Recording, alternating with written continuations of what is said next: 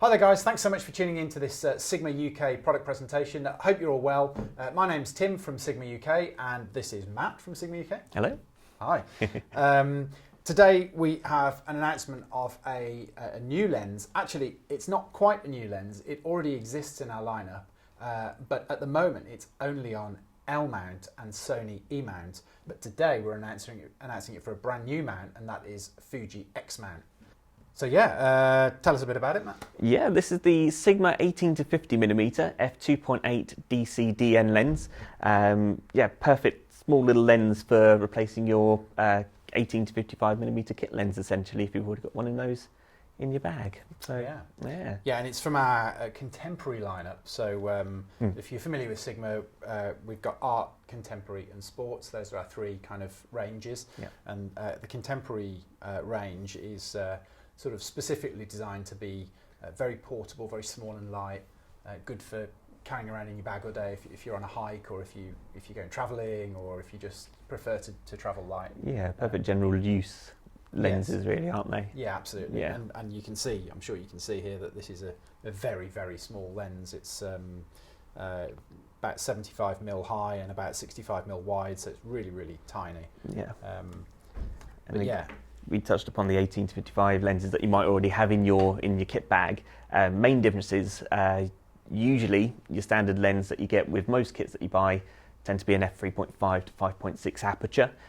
So good for most things, but this particular lens is an f2.8 aperture lens throughout the whole of its range, meaning from 18 all the way up to the 50. Stays consistent, so that's ideal for your low light level work. Great for macro photography as well.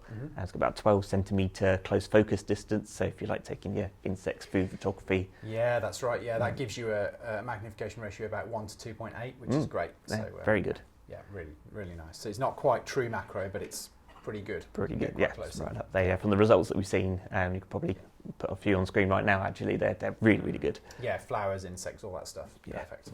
Yeah, and this is our fourth lens in our Fuji range, I guess. We had 3 primes already, and this is our first zoom. So yeah, great news for Fuji shooters, because there's not a massive amount of choice in the Fuji world, really. Yeah, they did the 16 to 55mm, I believe, and again, this is significantly smaller than that lens. So to be able to retain that 2.8 aperture still is brilliant if you compare the two. So. Yeah, absolutely. Yeah, the 2.8 is nice because it gives you a shallow depth of field, which means that if you're shooting, say, a portrait, then you get nice blurry backgrounds. And it also gives you nice, fast shutter speeds in low light. So if you're hand-holding and you don't have a tripod and the light's a bit low, stick it to f2.8 and you can get nice quick shutter speeds, so you don't get handheld blur. So that's a really nice feature to have, and that's constant throughout the whole zoom range. So whether you're shooting at 18 or 50, then it's still f2.8. Yeah, and think of how small it is. You can just put that in your bag and you don't have to worry about any of those variables on your day-to-day, whilst again, a standard telephoto zoom lens of a similar focal range varies, so you're constantly changing your settings, whilst you don't really have to with this one. No, true.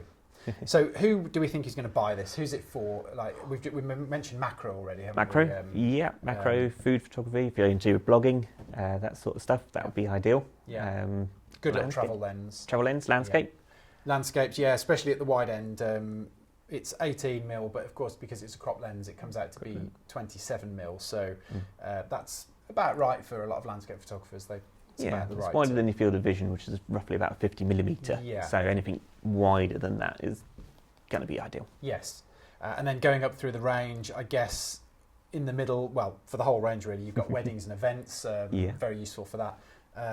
It's great for street photography, documentary and street, that kind of stuff. And then when you get up to the long end, it's really good for portraits, because that 50 becomes 75 because of the crop factor. So you're looking at pretty much a bang-on perfect portrait lens there. Yeah, ideal, because all the backgrounds get compressed. So if you're in a very busy environment, busy backgrounds, bring it up towards the 50mm is going to compress all that in and create some lovely results. Yes, and also that at 75 you've got the most flattering, roughly the most flattering kind of perspective on the face. So it's not the lens that changes the perspective, it's your position, but from the position that you would shoot at for a head and shoulders portrait at 75mm, very flattering on the face. So a really nice lens for that.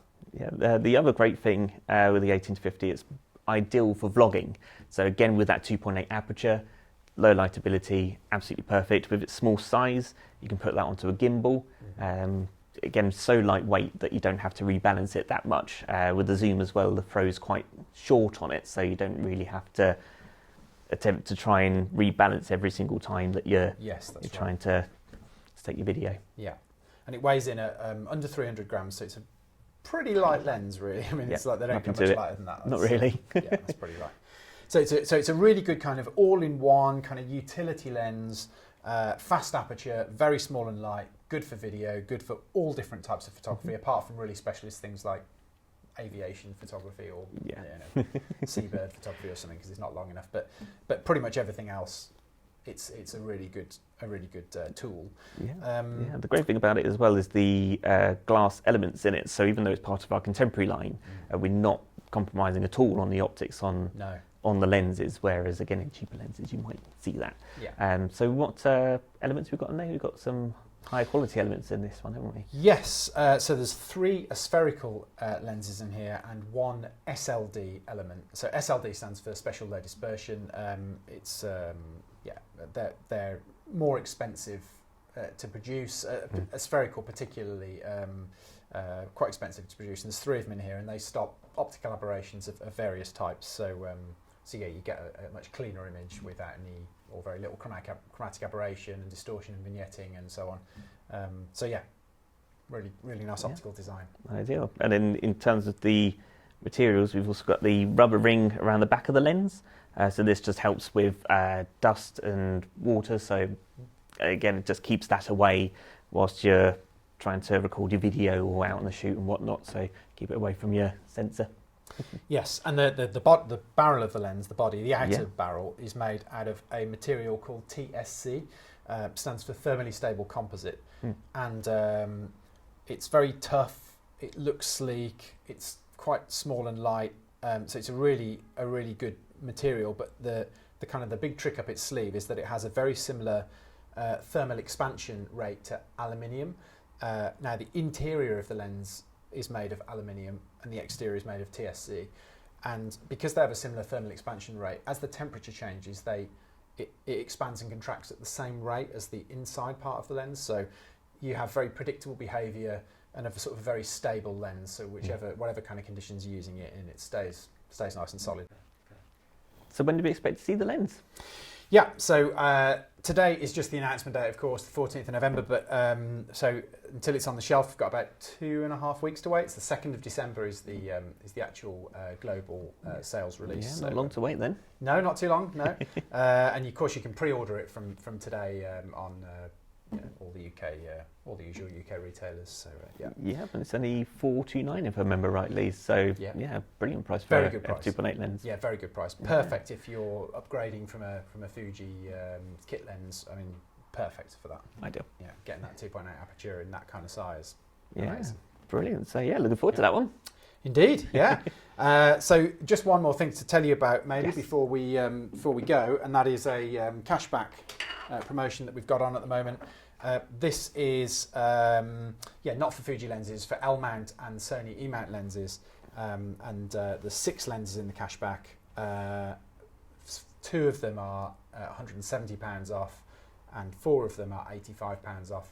So great for Christmas presents. Yeah, and you've not got long. You've only got till the end of this month to pick one up if you're interested in taking advantage of the cashback. So 15 days or something? Something like that. So not long at all. So brilliant. And if you check the link in the description below, you get to see all the lenses that we've got available. Yeah. The way it works with that, you just buy the lens from a participating UK retailer, go to the Sigma website, fill in a little form, and then we'll put your cashback back in your account within 6 to 8 weeks, I think. Yeah, super simple. Yeah. Great. Well, thank you so much for tuning in, and we will see you very soon. See you later.